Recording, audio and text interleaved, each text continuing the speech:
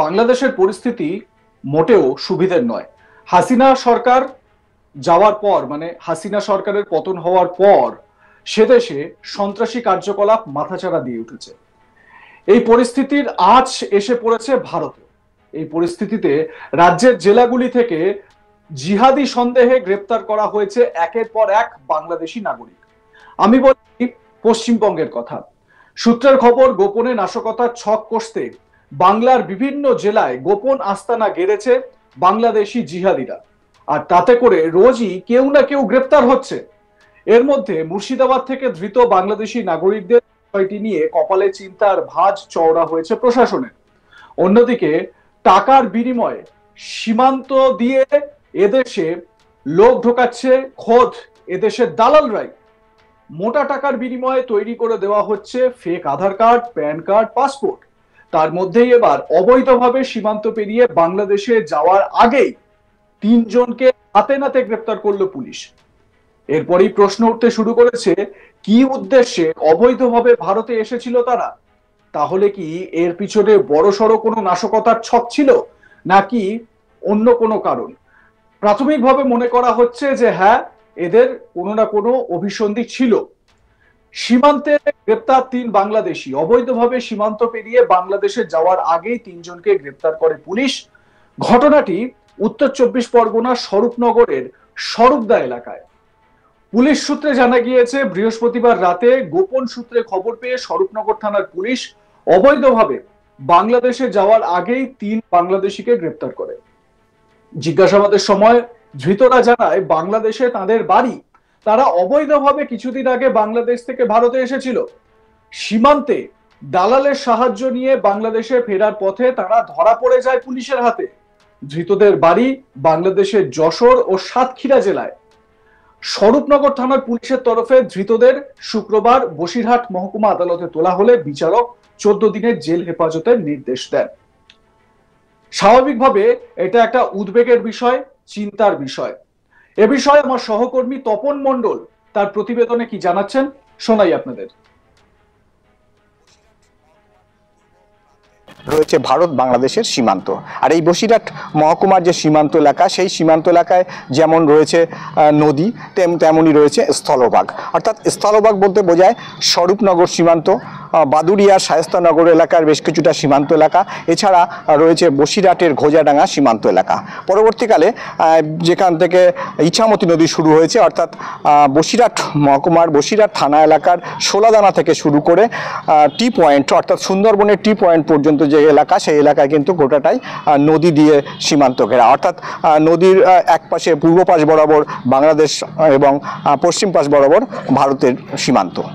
এই সীমান্ত এলাকার অনুপ্রবেশের ঘটনা কিন্তু একটা বড় সমস্যা বলা যায় যে ভারতের ক্ষেত্রে, কারণ বিভিন্ন সময়ে আমরা দেখতে পেয়েছি যে বাংলাদেশ থেকে অনুপ্রবেশকারীরা কাজের খোঁজের পাশাপাশি বিভিন্ন সময়ে বিভিন্ন রকমভাবে তারা মোটা টাকার বিনিময়ে অবৈধভাবে বাংলাদেশ থেকে ভারতে প্রবেশ করেছে। ঠিক তেমনই একটা ঘটনা সামনে এসছে।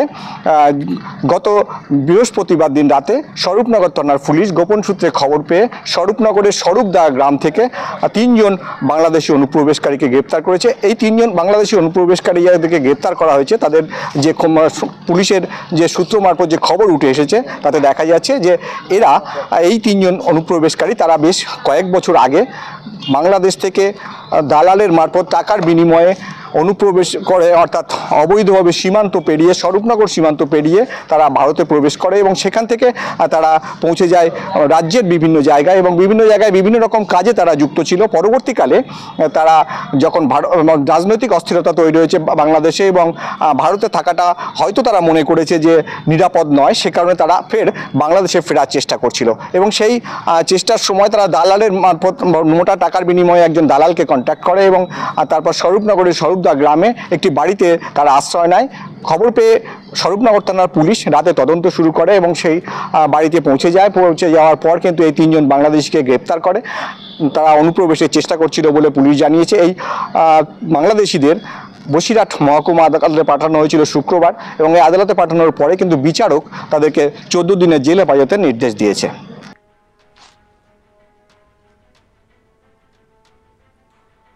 সীমান্ত পেরিয়ে, কাঁটাতার পেরিয়ে অনুপ্রবেশ হচ্ছে, এটা একটা চিন্তার জায়গা।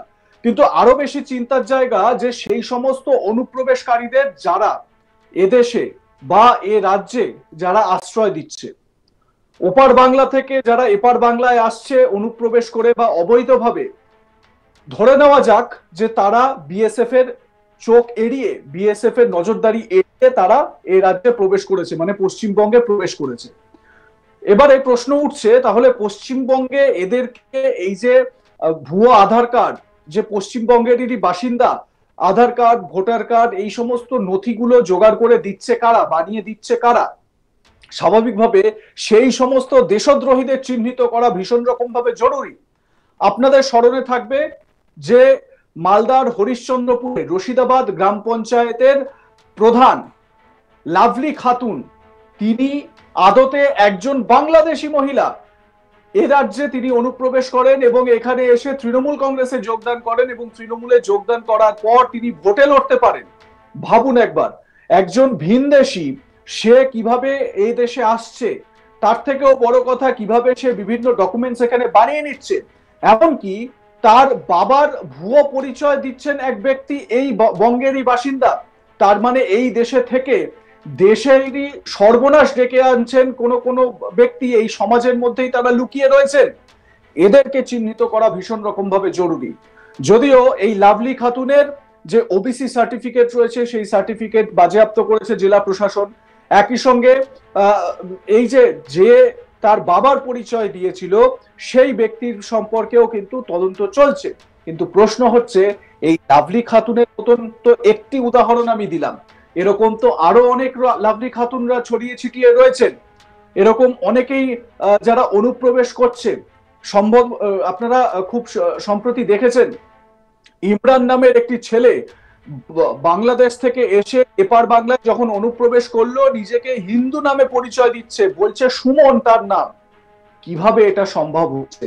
প্রথমত যে নজরদারির যে অভাব, সেই অভাব তো একটা রয়েইছে, কিন্তু পাশাপাশি আরো বড় প্রশ্ন যে তাদেরকে এই রাজ্যে থাকার, এই রাজ্যের শুধু থাকার নয়, এই রাজ্যের ভোটার করে দেওয়ার যে চক্রান্ত, সেই চক্রান্ত করছে কারা?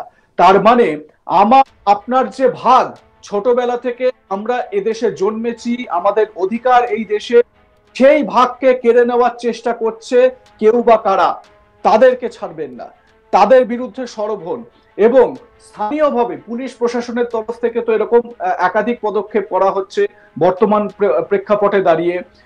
প্রত্যেক দিনই প্রায় আপনারা অনুপ্রবেশের ঘটনায় গ্রেফতার হচ্ছেন, এই সমস্ত খবর পাচ্ছেন।